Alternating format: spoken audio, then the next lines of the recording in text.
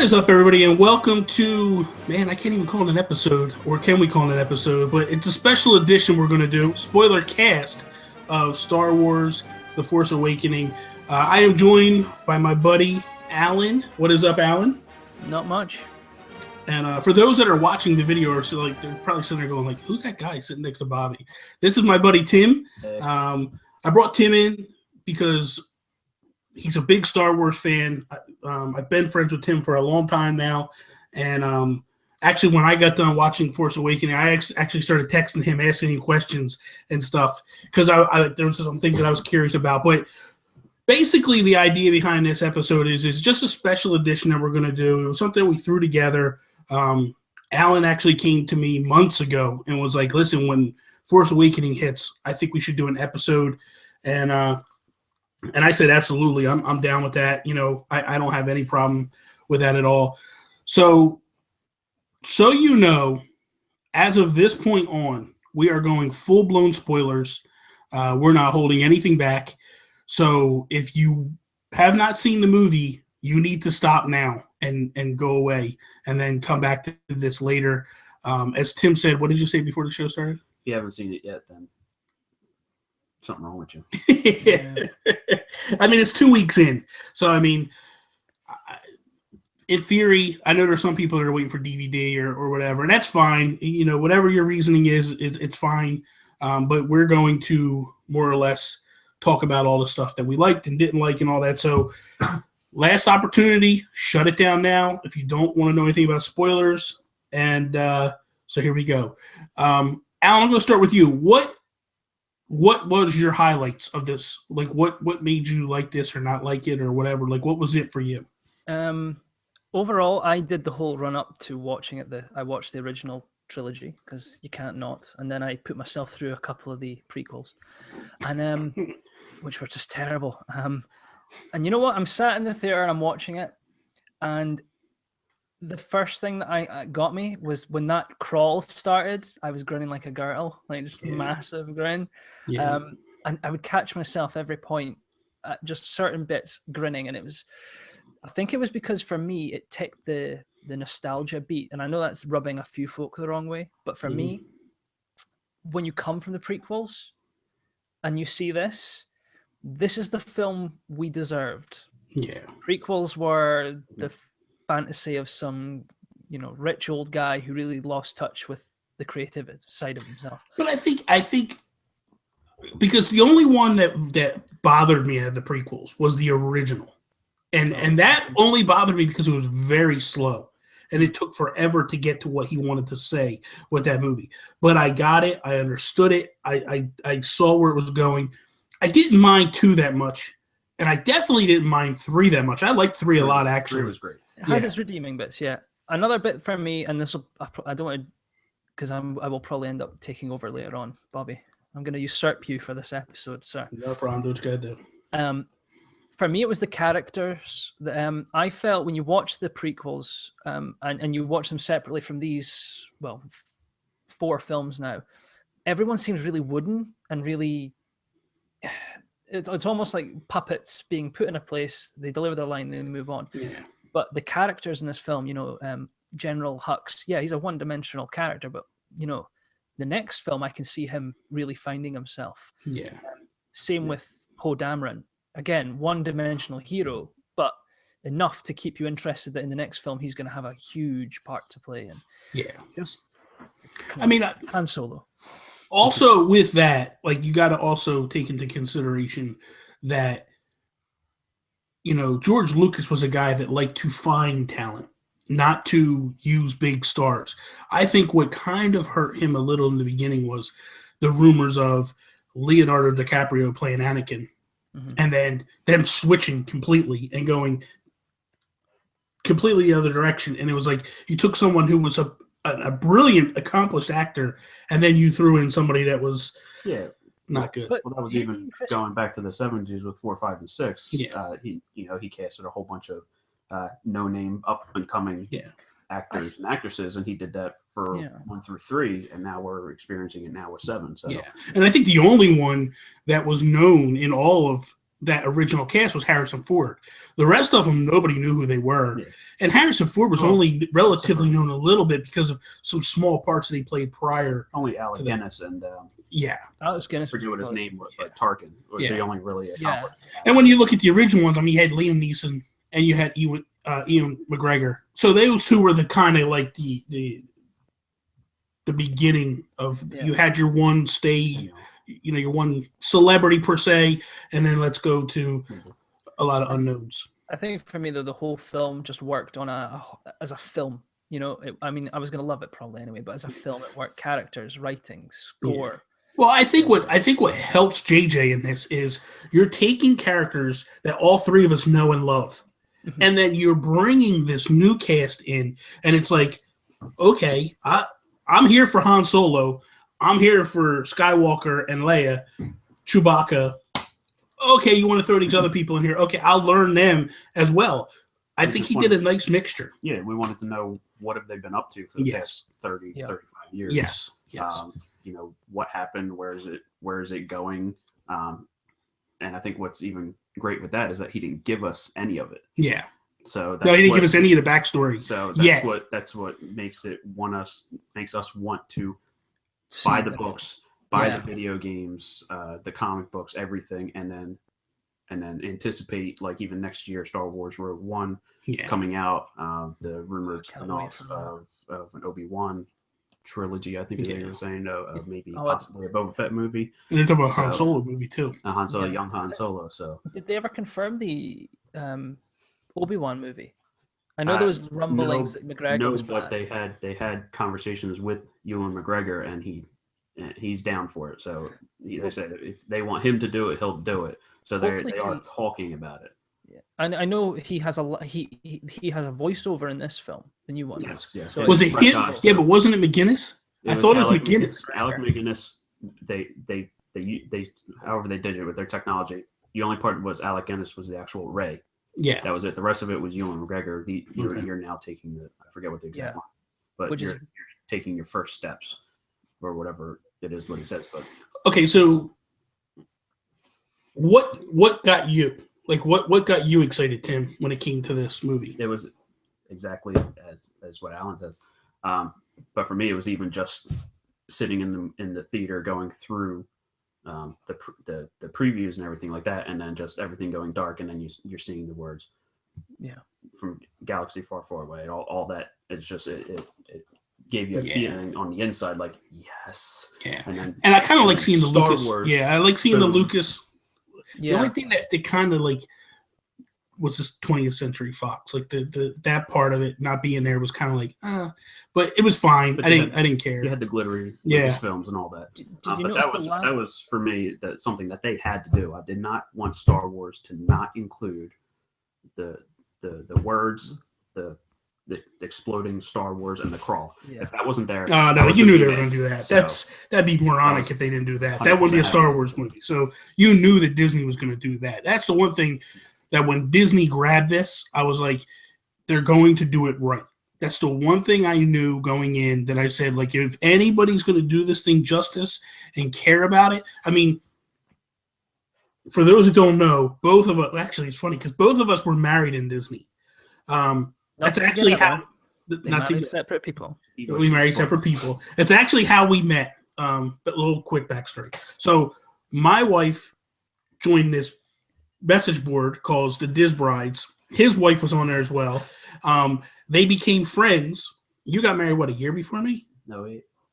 Something like that. I think it was a year or 6 months before me. And then Christina got married. Like Christina and Giancarlo got married. But the group all kind of became friends and hung out and stuff. So him and I, we met the first time in Disney when actually all of us met the one time when we did the marathon. The marathon. I met you at Red Lobster. Well, that was a preliminary thing, and then we met at Red Lobster. We had American romance. We had a dinner date together. That was right. We went to Red Lobster. We met. And then we all kind of went to Disney the same exact time. It happened to be me and Tony were going down for a 1-year anniversary. You guys were going down for the marathon. Okay, yeah.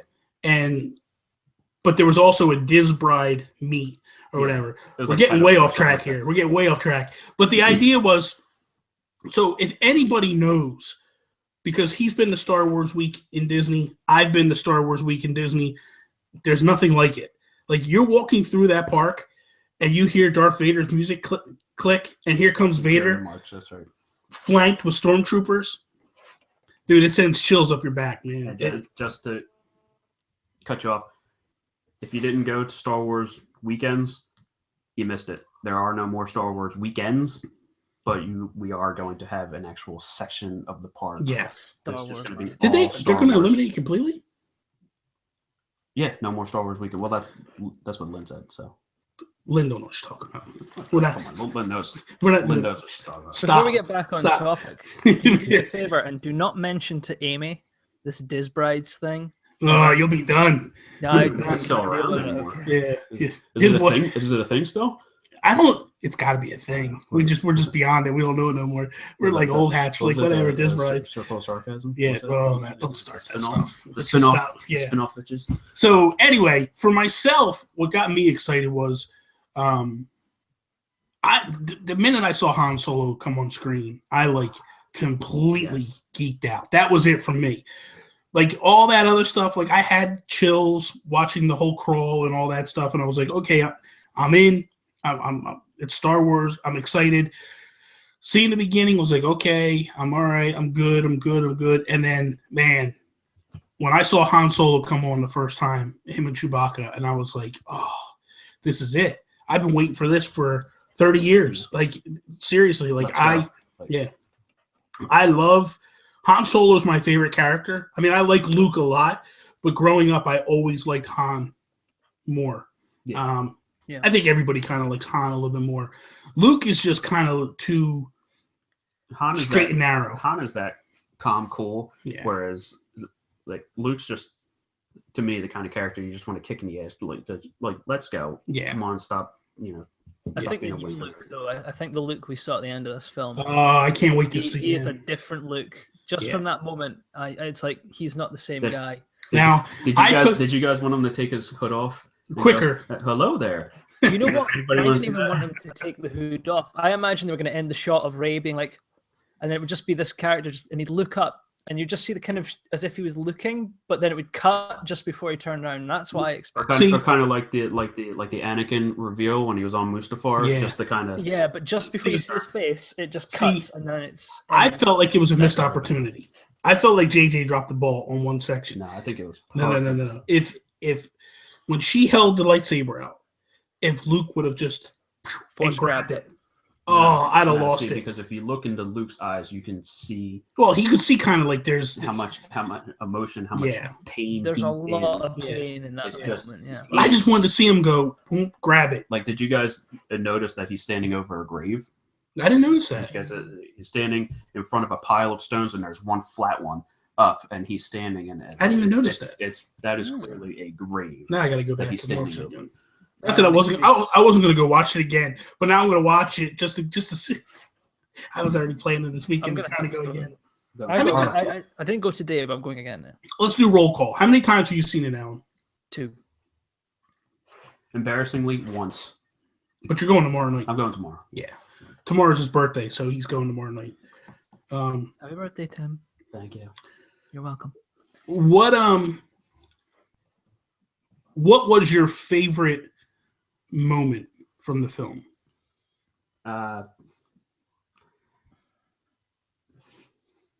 would just have to say the nostalgia of it, just as overall as a whole. The reintroduction of every single character from the old movies, and your favorite was the Han and Chewie coming. Mine just happened to be, as stupid as was, C-3PO. That was funny. Hello. You may not remember me. Hello. Who can't that? I want to go. That voice. Like, who can't remember you? Everyone wants to smack you in the face every time they see you. Yeah. Of course they remember you. But just for me, in the entire movie, the nostalgia, the old is new and new is new. Yeah. Part of it, the references, the jokes that only true Star Wars fans would have gotten. Those were the people that were laughing. Those were the people that were gasping, oohing, eyeing. Just every single thing that touched base on the old movies was what was my favorite part of this movie. Seeing it for the first time, I'm sure I'll pick up on a lot more seeing it over and over again. But that for me was it for me. It was just. What about you, Alan? I'm going to stick with my original idea because I loved everything new, and I loved all the nostalgia. For me, though, it was the opening sequence on Jakku, and it was the first. We have the lead in, and then we have the first reveal of Kylo Ren. Mm-hmm. And it's that scene where he walks in, and you've got the stormtroopers, and it was creating I always thought, how are they going to create a bad guy on the level of Darth Vader? Because Darth Vader is the daddy of all bad guys. Yeah. And you have this scene where he just, spoiler, cuts down who obviously who I think was a Jedi, played by I've forgotten his name now. Nope, it's gone. First character, the old guy who he cuts in half, really. Okay. And we get the blaster shot, and he just stops at midair. That was so literally cool. Holds that midair. Yeah, that was awesome. And then he interrogates the guy, and it was this scene of just complete. They created this interesting, again, slightly one-dimensional because we're going to learn more about him. But that scene for me set the entire tone of that film. We had the dark, we had the humor because I think that was perfect. The whole, do you go first or do I go first? They just kept that up, and that just set for me where that film was going to go. Yeah, and also it had BB-8 in it, and I love BB-8. Yeah. So. For me, aside from all the nostalgia part, I think what I took from this movie to be the most amazing thing was Kylo Ren. I felt like they were able to do with Kylo Ren the same thing as a little kid watching the original Star Wars with Vader. They put a little bit of fear in you because you didn't know how vicious this guy could be, but they also at the same time he's badass. And I think they clearly made him seem like he is worse than Vader, because Vader has a sort of sympathetic. But here's the thing: Vader was an old man. Mm-hmm. He reminds me of a young Anakin turning, but he's further along than Anakin was in the original prequels, because he loses his temper a lot more. Now Vader did originally; he would lose his temper quite a bit, but he was more calm and collected about his way. He was more focused. There was more clear cut and focus. When he would speak to the Emperor actually took Vader's words as, this is what we're going to try to do. It was similar to A New Hope, not even New Hope, because New Hope, there really is no Emperor in New Hope. There's little bits and pieces, but it's not really, really, truly what it is. But it was the same philosophy where you had the general from the dark side. Where were we at? Were we on? We're talking about A New Hope. Tarkin, yeah. So we're looking, but they have the general, they have the Vader character, and then they have the Emperor character. It's the same trilogy or trinity setup. You know what I mean? Old is new. Yeah, old is new. So, but the difference is the Emperor listened to Vader more than Snoke listens to Kylo Ren. It's like, I don't trust you yet. You're still young. Yeah. You haven't proved yourself yet. You know what I mean? So, at that point, Vader had 30 years. Of doing the Emperor's bidding. Now, Adam Driver deserves respect for that performance. It was amazing. So subtle, and it's kind of. And I think the thing that nailed it for me was the voice. It didn't sound like a guy sitting in a helmet. It sounded similar to the Vader voice. With the robotic type tone to it and all. I was like, when he started, I just said this. The only thing I didn't like was when he took the helmet off. And I was like, I didn't mind when he took it off to show Rey the first time, but I was like, and even when with the Han Solo scene, I didn't mind it. But then it was like, he just took it off and it never came back on. I was like, no, don't do that. Keep it on, man. Put it back on. It's part of the persona. It's part of the fear factor. Yes. I don't think anybody could take Kylo Ren seriously, because you could just tell the the doubt in his eyes. Yeah. You could see that with that mask on, you can't tell that he's nervous or scared or whatever. I think we've seen the last of the mask, though. I think. I hope not. With Ray, I hope not. Scarred. I think he's going to wear that like a badge now. Like yeah, but I liked. See, I think that would be a mistake if they did, because I feel like the mask and that's the trademark of Vader. This could be the trademark of a Kylo Ren. He idolizes Vader, his grandfather, so much. Yeah. I don't think that he'll get rid of the mask because of everything that he said. I will finish what you started. Yeah. He idolizes Darth Vader, so I mean, I don't think that they'll get rid of the mask. I think that that's still going to be his journey and his growth through the dark side. Now, I know for you, Alan, nothing got spoiled prior to watching the movie, right? What about you? Yes. Oh no! The night before the movie we were going to see it, my wife Lynn said, "Oh, there's spoilers out on the internet." I said, "Yeah, don't read them." And she said, "Why? Why won't you read?" I said, "Because if you're going to read them on your phone, I'm going to see something." And sure enough, she's falling asleep on the couch, right? And she's doing this thing, which is her phone is doing like one of these, and I don't want it to fall on the floor and all that, so I grabbed the phone to put it on it, and I just Han Solo dies in big bold the night before, and I was just I was upset. It wasn't her fault. I shouldn't have been looking at her phone. So now I don't know how I didn't get spoiled because I didn't go for another week after the fact. But that said, that's the one I wanted to talk about. What did you feel when you saw that go down? Did you feel like it was going to happen, or did you feel like no? I think the first time I saw it, I predicted it. They kind of telegraphed it a little bit. Yeah. You have to do the one thing, and he goes, "I will not fail you. I will not let you down." And obviously at that stage, we've not seen Luke, and it kind of I think it was when they're just kind of setting before they were sending charges. They just got Phasma, and I just turned to Amy and I just went, "Abrams is gonna pull a Whedon." And she's like, "What do you mean?" I goes, "He's gonna kill Han Solo." And it happened. And after it, I was speaking to my mates I went to see it with, and I went, "That's not unexpected." Mm-hmm.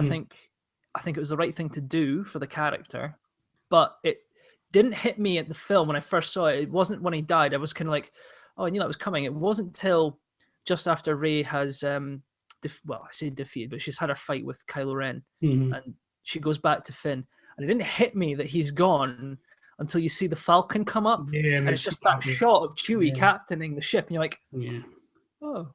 And I think it was the second time that it kind of was a gut punch. You're like, "Oh shit, he's dead." Oh, I think you kind of knew that Han Solo was going to die in this movie anyway, because Harrison Ford made it clear. Even back when they were filming Empire, he wanted his character to die in Empire Strikes Back.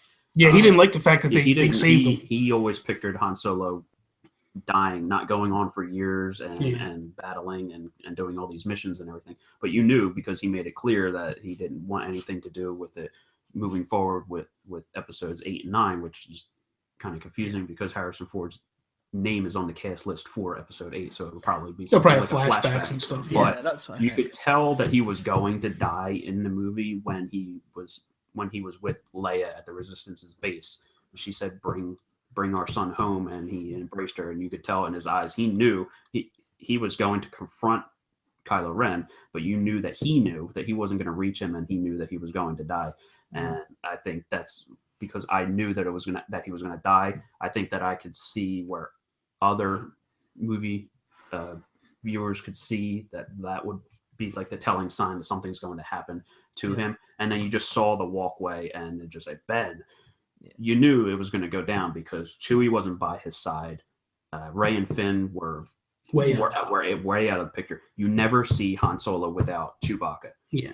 And you knew that was what was going to happen. And you also knew earlier in the movie when Snoke is talking to Kylo Ren, he said, "None of the other Knights of Ren have ever been tested like you will be tested."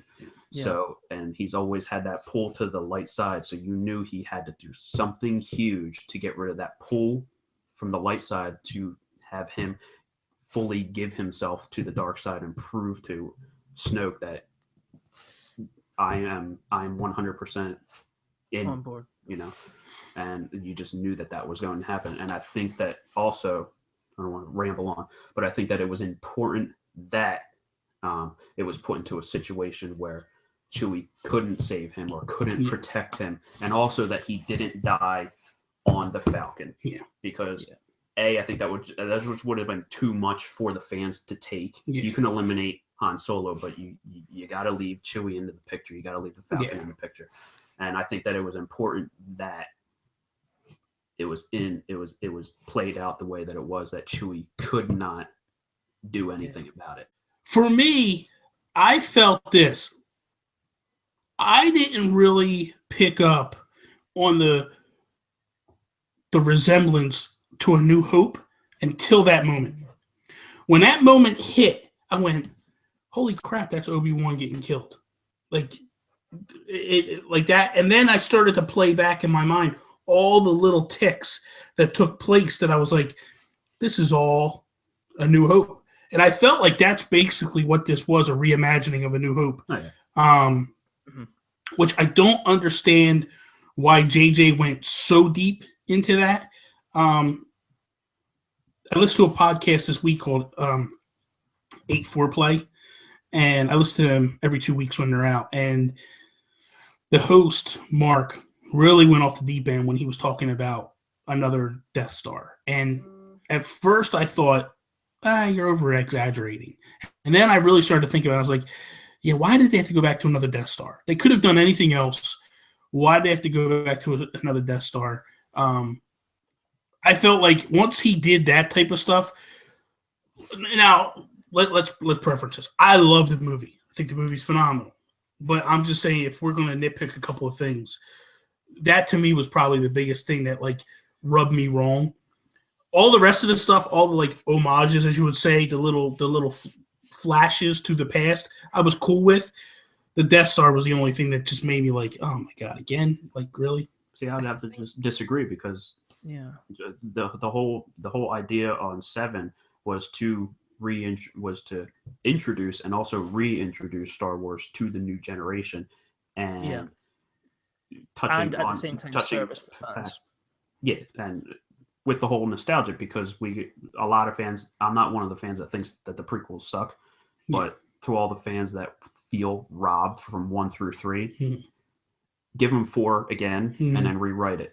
But I feel like you could have. Okay, so here's what I felt like they could have done: is all they could have done is they could have had a conversation where they were like, "We need to do something, whatever. Why don't we do like a Death Star?" And then someone shoots that idea down, or whatever, and then they go into a different direction with whatever they're going to do. Then I feel like you're giving the fans that little flicker of, hey, here's the past. This is what we did. We struck out twice. We're not going to go a third time with it. I don't know. It's not a make or break for me. Don't get me wrong, but I just felt like. And the other thing too was like, all right, you're really blowing a planet up with X-wings. It's like I said, it's not make or break for me. I think it was more or less the solar energy that did it. Yeah. But to just quickly touch base on why they might have done this, Star Killer. Yeah, the original title. Yeah. You got Kylo Ren trying to finish what Darth Vader started, and then you have the First Order who is pissed off that the Empire failed. It's basically all the people that are pissed off about that, who don't agree with this alliance that the old Empire and the New Republic have, because you got to start touching base into the books as to what happened to the Empire shortly after the Battle of Endor.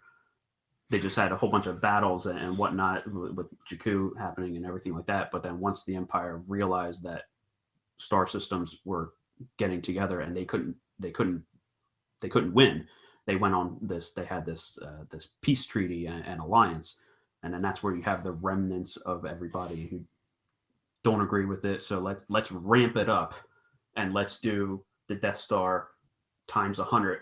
And you can't stop us. Now we can eliminate star systems across the galaxy. Yeah. Now my question is this: when they basically bought Lucasfilms and they said all the books were no longer canon, anything that took place after.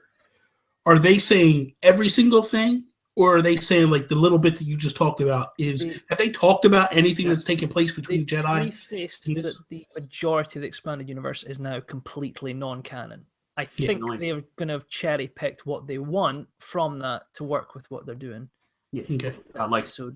Like right now, Star Wars Rebels, which started before the purchase, or did it? I don't know. But either way, the CGI animated Clone Wars series that everybody just loves. I'm actually starting to watch it myself. I've never got into it. So they kept that. So they didn't eliminate everything. It was basically the novelizations. They basically eliminated the books. The books and the novelizations and all of that.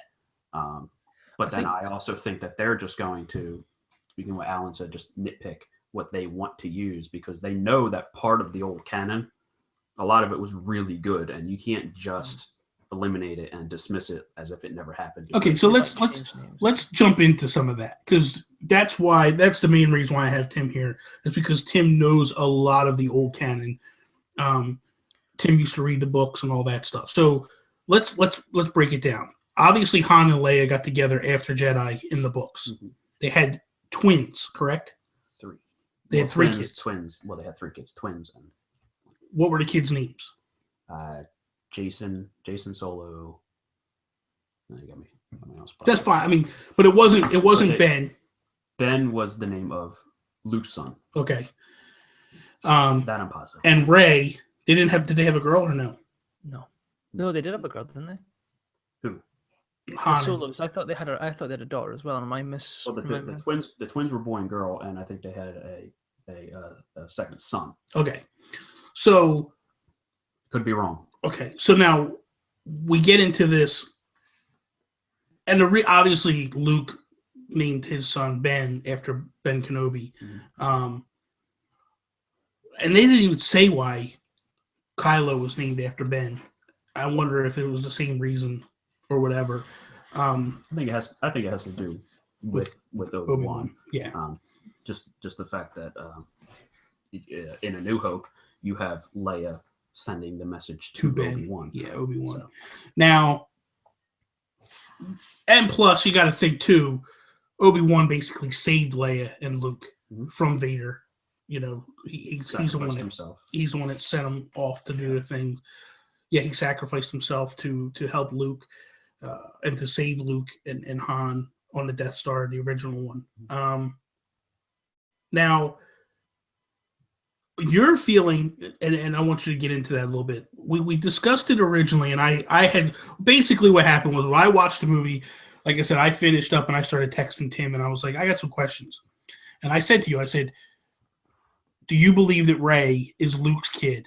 Or you, by knowing the books and stuff, is it Han and Leia's kid? And you had said, no, I think you're right. I think Rey is the kid. Why do you think that? What was your... I absolutely think that Rey is Luke's daughter. I also, as a fan of the canon, was able to remove myself from that. Disney said it's not real anymore, so I let it go. It's not real anymore, so I just don't. I went into it viewing it fresh and new. I feel that he is her daughter.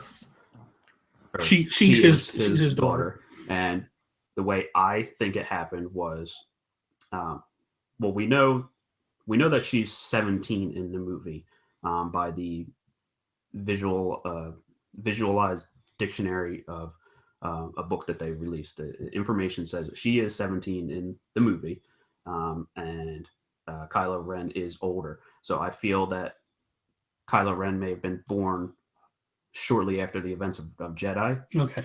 And he was training under Luke. Rey's born, whoever the mother is. There are plenty of theories on that I don't agree with. She's dead. That's who he's standing over on the island. Just always say that's after you said it, it just clicked. Yeah. Some people are like, Captain Phasma is the mother, and I'm like, no, get out of here. So find those people and smack them. That's stupid. So what happened was that Kylo or Ben at the time was training at Luke's new Jedi Academy, and Rey's born. She's now old enough to be a youngling, so she was trained to use Force, to channel it, to have abilities, and also we know that they train younglings with training lightsabers. Yes. So we know that she knows how to use a lightsaber. Plus the fact of she was left on Jakku by herself, so we know just from the fight early on in the movie that she knows how to handle herself. Yeah. So she's not this frail girl who can't handle herself. She's been living on her own her whole life, basically.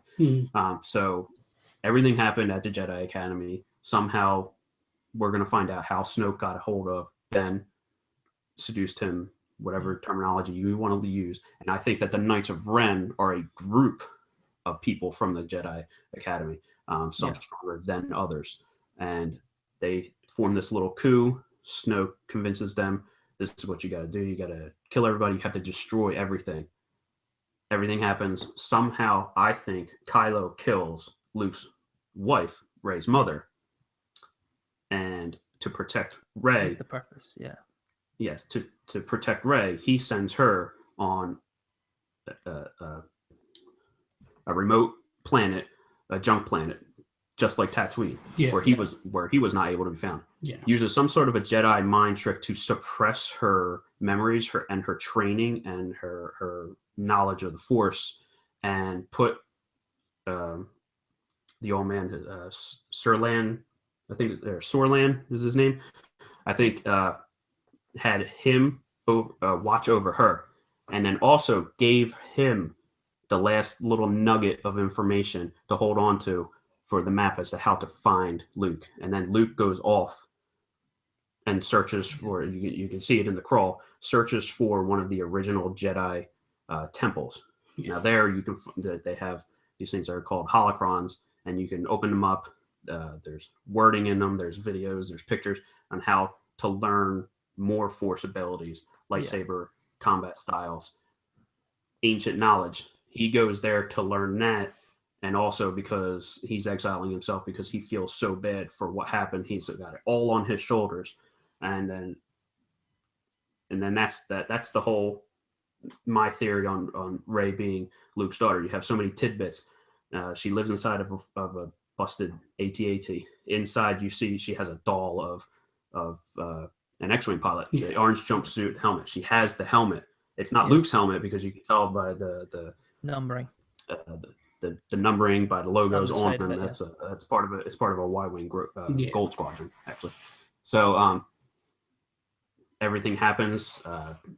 Stuff starts to hit the fan, and it's just a whole bunch of tidbits. Like you said, Han plays the Obi-Wan role. This is kind of guiding her, feeding her a little bit of nuggets. The Jedi are real. The Force is real. All of it. Which the only thing that kind of threw me off a little bit was why Leia didn't say nothing. Unless Leia did say something to her, and they just didn't show it. But why Han didn't say something either. But staying out of it. When they because when they give her it's not their place. The lightsaber, and she don't want it, and she runs the other way. That was Maz. Yeah, but I'm saying when Maz gives her the lightsaber, and she don't want anything to do with it, she runs the other way basically. But I think he definitely told Maz before Maz went down. Like that's Luke's kid. Because she said, "Who is this kid?" Deleted scene. Yeah, I think Maz is the only one that knows potentially that is Luke's daughter. I don't think Han or Leia knew he had a kid, because obviously the Jedi Order, you're not really meant to. It's you're not supposed to have kids, right? Yeah, that's what happened with Anakin. It's frowned upon. I mean, Obi-Wan starts a relationship with the woman from Mandalore. It's frowned upon. You're not supposed to, but you have Jedi like Qui-Gon who didn't exactly follow the Jedi code. That's what stopped him from being on the Jedi council and being not the Grandmaster, but to have a seat on the council. See, now that part right there, I feel like the part that you just said, the whole part, and that's why I felt like it was very important to get you on today was because I had Toby, like when, I don't know if you paid attention to the conversation, Alan. We have a chat on Facebook where we talk, and Toby had said during that chat, like, I don't understand how all of a sudden she just boom has all these force powers, and she knows how to do it. That's what I wanted to touch base on. That's she's been trained Force to Awakens. a point. Yeah, the Force Awakens in her. She goes to that pub, essentially is what it was. She's had Han Solo feeding her little tidbits every now and then, just boom, little bits of information. And then once she has, you can see that something's calling to her down in the basement. Something's Anakin's, her grandfather's lightsaber is calling to her. Yeah. And then you have the flashback, and then you have once she actually touches it. Yeah. That's the Anakin. That's Anakin calling to her. Boom, the Force Awakens, and then she's now can remember. Well, maybe not remember, but now she's trying Force things like the Jedi mind trick that she played on Daniel Craig. Yeah. So, which was brilliant, by the way. I thought that was kind of cool. I found out later that like all these different celebrity actors were in the movie as stormtroopers. I thought that was awesome. I thought that was cool. Sorry, for me, I've got to say, we kind of got off of it, but going back the nostalgia bit, I think episode 7, as Tim put it, that was to get everyone involved. Yeah. 8 and 9, I think tonally are going to be so far removed from the original trilogy. Yeah. I think we're going to see. Well, they're going to start moving in a different direction. And also, JJ said that the way that he directed 7 and the way that he ended it and the way that he didn't give us any information was so that whoever took over 8 could tell the story how he wanted to. Now, the director of Looper that's coming in for the next one. Yeah. Now, JJ essentially becomes the godfather of this franchise, correct? Doesn't he take on like the Kevin Feige role? He's kind of like Joss Whedon for Marvel, I think. Well, Joss Whedon's not really. Kevin Feige is one that's in charge. Joss Whedon is just in charge of the Avengers and directs the Avengers. He oversaw all their Phase 2. Well, I say oversaw. He kind of had his fingers in all the Phase 2 pie. Yeah, I guess you can say that because JJ is going to be like co-producer. He's just not directing. Yeah, he's not directing the 8. I think he has a little bit. He's going to have some say and oversee stuff that's going to happen. Yeah. In the future, which I like. I like that fact. I like the fact that because the reason why I like is JJ is a fan, and that's what is huge to me about him doing these is he's a big fan, and he's going to protect it. He's not going to go out and try to hurt. He initially turned it down.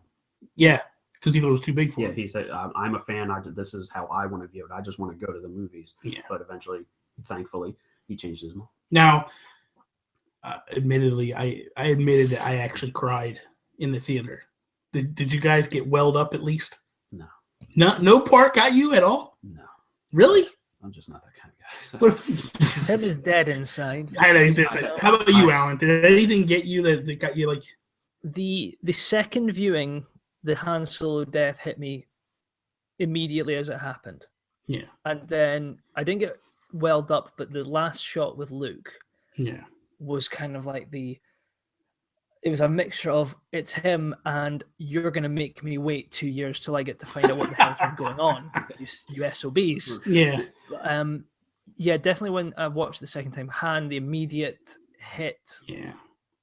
I think it's because you predicted it the first time. When it happened, you were just like, good on me. I was smart. But the second time, you kind of forget it's coming. And then it just, you see it's like, oh, we're getting to that point again. Well, there was one part that made me sad, and that was Han Solo dying, but not the fact of Han Solo dying, because I felt that it was unnecessary for the movie, was what I said earlier, that Chewie wasn't able to save him, and you could hear the emotion and the pain in his cry when he did cry out. He could not do anything. Chewie was Luke. His whole existence was to protect Han. Yeah. And Chewie basically became Luke Skywalker in The New Hope.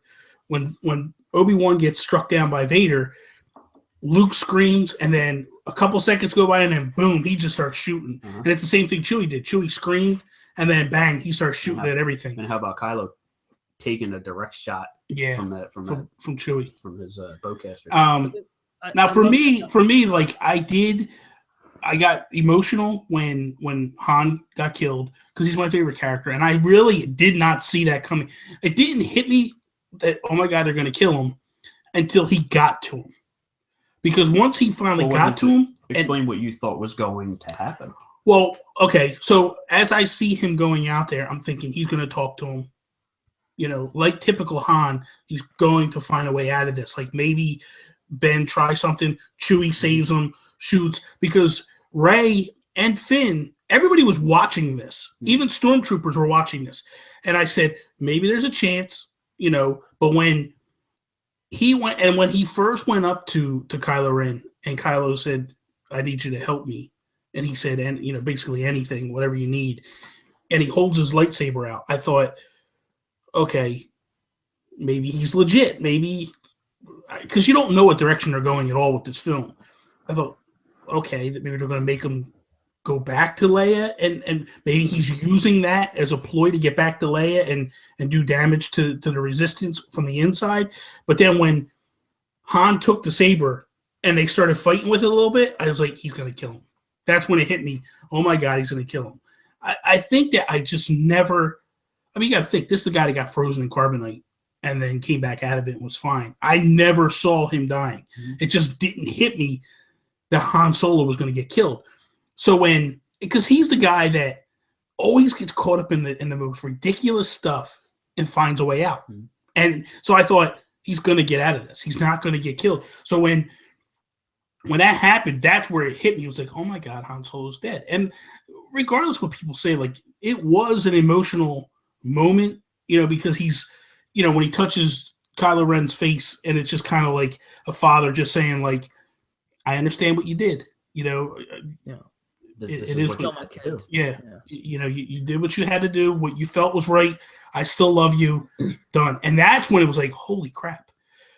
The other part was, and I didn't get emotional in terms of like, it wasn't, and let me preference this, it wasn't tears of like, the Han Solo part was sadness, but the end, when I saw Luke Skywalker finally on the screen, that wasn't tears of sad. That was like just excited. Like all the emotion just came up. Like, oh my God, there he is. Like, so, you know, I got like misty. So you waited 2 hours.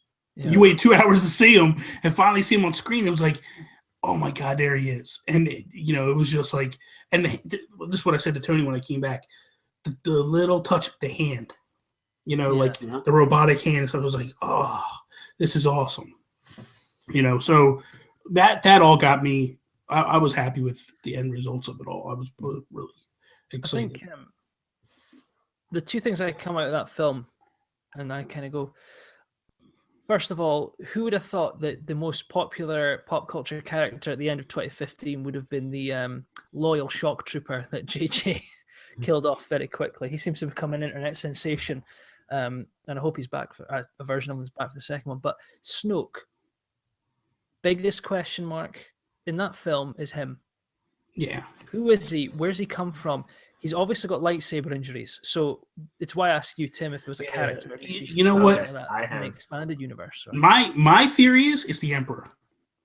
That's what I thought when I first saw him because of the injuries. I thought that's the Emperor. That was my feeling. But go ahead. What do you think? Me, and I've read so much. I've watched so many videos of other people's ideas, and I've just come to the conclusion that it is Darth Plagueis. That's my and the way I said. And who? Okay, now an idiot that has no clue who is Darth Plagueis. Darth Plagueis was Darth Sidious's master, who he killed. If you remember, during that opera scene in episode 3, how Palpatine was talking to Anakin, and he was saying, "Did you ever hear of the story of Darth Plagueis the Wise?" I do believe that's what he said. I haven't watched that movie in a while. Okay, gotcha. Sadly, I watched it recently. But he touched base on how his apprentice, how he was killed in his sleep by his apprentice and all that. But here's exactly why I think that Snoke is Plagueis. Now, everybody wants to say that it can't be Plagueis because Plagueis was a species called a moon. Now, just to give you an idea of what a moon looks like, you wouldn't know. Maybe Alan does, but just look at the character Sand Hill, who was part of the Separatists. He has a very elongated head. Oh yeah, I know. And Snoke is a small. Yes, head. human. But what everybody knows about Plagueis was his ability to cheat death. So Palpatine kills him in his sleep, whether it was through I think it was control poison. death, wasn't it? He could literally give and take life. He could control midichlorians to create life. It was exactly what he did. Palpatine and Plagueis created Anakin. Okay, so they did whatever Sith ritual, whatever happened. There's a book on it. They created Anakin Skywalker by manipulating midichlorians. They knew that they had successfully done it. They just didn't know where he was. That's why in Phantom Menace, at the end of the movie, when Palpatine sees Anakin as a child, he just says that, "Oh, well, we're going to watch your career with, we're going to. I'm going to keep my eye on you." He knows who Anakin is now because he can feel him and everything like that. I can see why the Plagueis idea comes through in it. I think it's a possible. I do hope though it is a new character. The thing I loved was Andy Serkis's performance. You could see subtle Andy Serkis ticks in it. They obviously have mocapped his face in that. He's got lightsaber injuries. Part of me wants there to be a tie that's not the Snoke that. How do I put this? The Snoke that we see in that hologram is not the one that initially, what's the term, lured Kylo Ren or Ben to the dark side. Mm-hmm. But the Snoke that we've got there was a Snoke after he has lured Ben, who has then killed Luke's wife, we assume, who he was at the grave of. Again, this is all speculation. Who Luke has then gone, because the thing that's I've always picked up on when I've read things online is Luke was very much like Mace Windu. He walks that line between dark and light, and that's also kind of born when you watch the the sixth movie where he fights his dad. There's this fine line of good and giving it the rage, and at that scene, the Snoke we've got is the guy after all that's happened. Luke has taken up arms. He's managed to dispatch the rest of the Knights of Ren, because we haven't seen them. They're not referenced beyond they've never been challenged. They don't show up. Kylo's the only one that survived, but Luke has gone to town on Snoke, and that's why he's all battered, bruised. And maybe Snoke's only just coming to finally get full power back, and that's why now it'll be time to finish Kylo's training. Well, I can agree with that. I never even actually thought of it that way as to why, it looks like part of his head is missing. Mm-hmm. But also to just quickly touch base back on the whole moon species, he very well could have died when Sidious killed him, but his ability to manipulate midichlorians to create life and to cheat death, he may have been able to place his consciousness or his soul into another species, and then just kind of lurked in the background and everything like that. And then also to just touch base as to why Snoke is Plagueis was the whole, when Han Solo said, he's using you. He only wants you for your power. Now, what is inside of Kylo Ren is midichlorians. Not only the midichlorians, but Skywalker bloodline from Anakin Skywalker, who he created. Yeah. He wants something from Kylo. I don't think that he wants Kylo Ren to be his apprentice. I think he wants something from him, and he's going to use him and then, try, to kill him, to absorb his dark force energy to make himself more powerful. But that's why I think that Snoke is Plagueis, because of all those telling signs.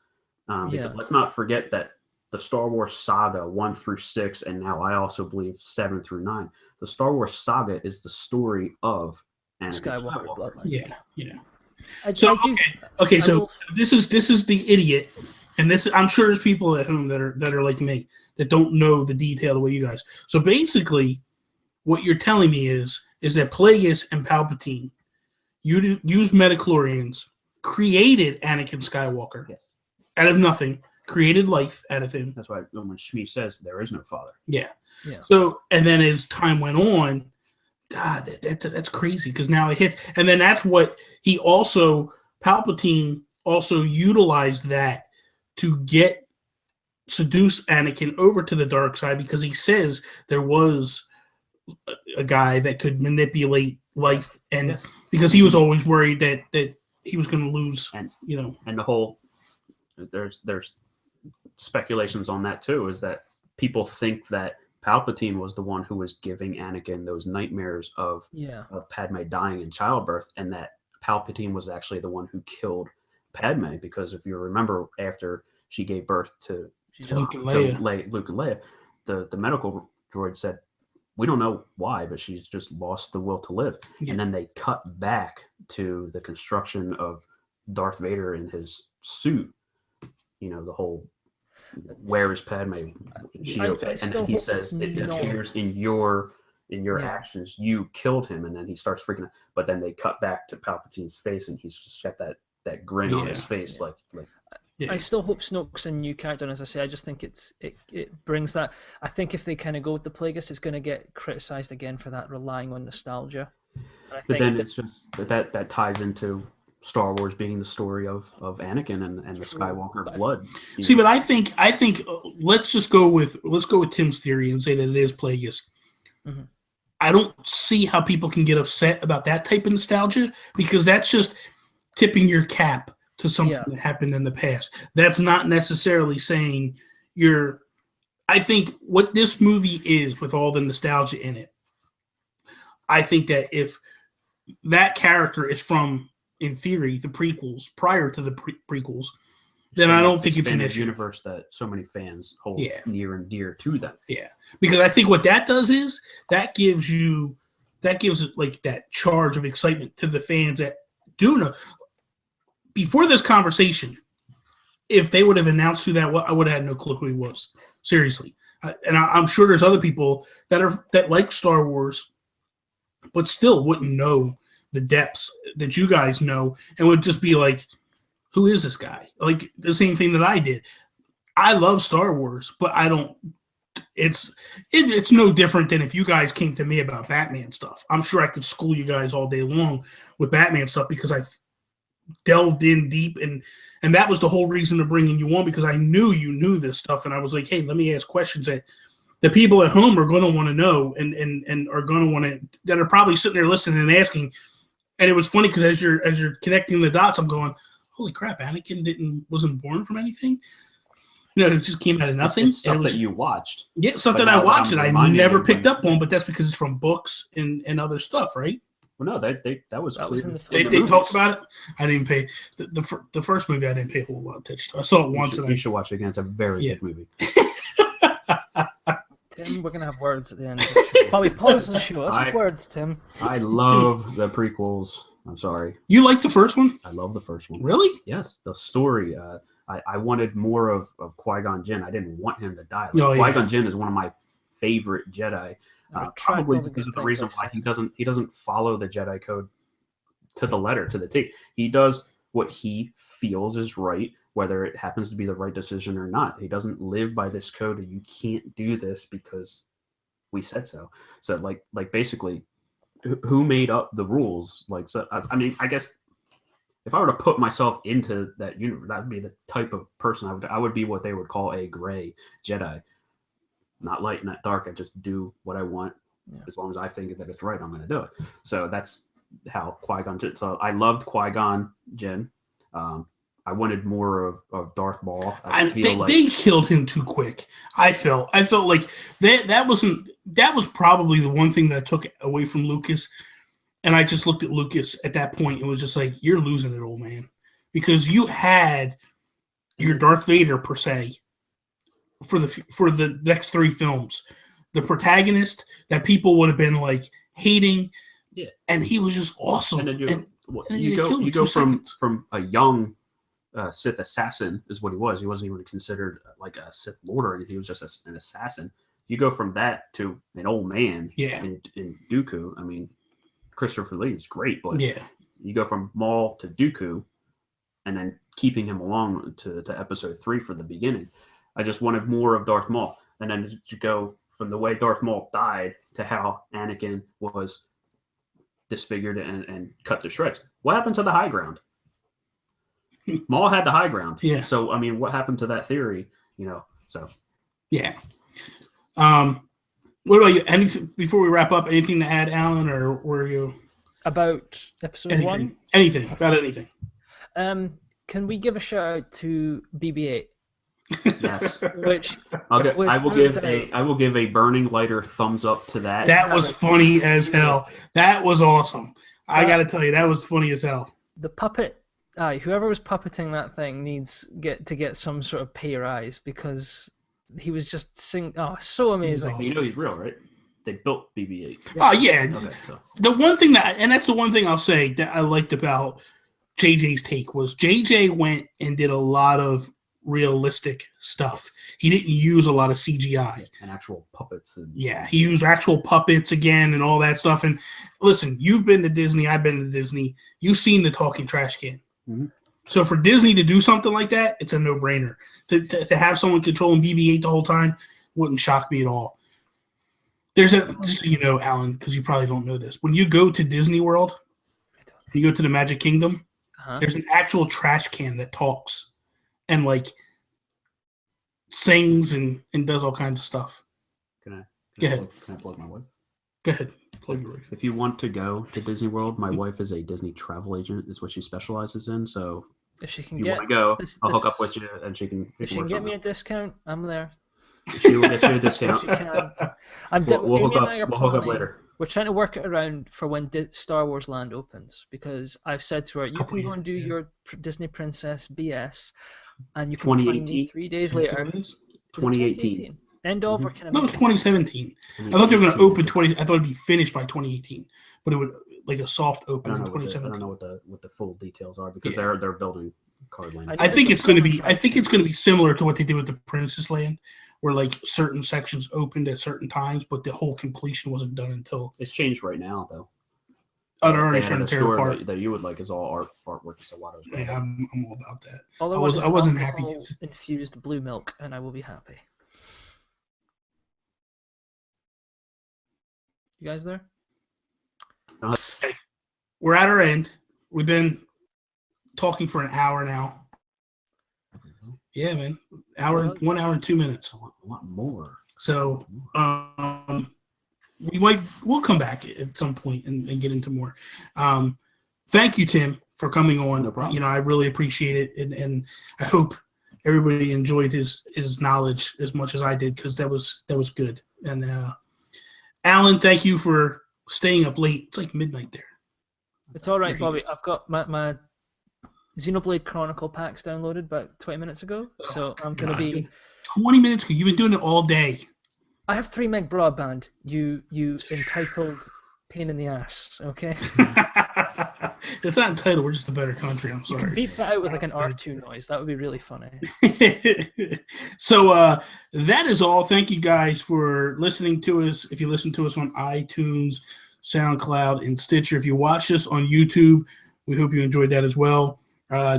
Again, thank you to Tim. You can follow Alan at Alan_Paxton. I am Bobby, the Geek Guru. You can follow me at the Geek Gurus on Instagram, Twitter. That is all. Peace, mother. May the force be with you. Always.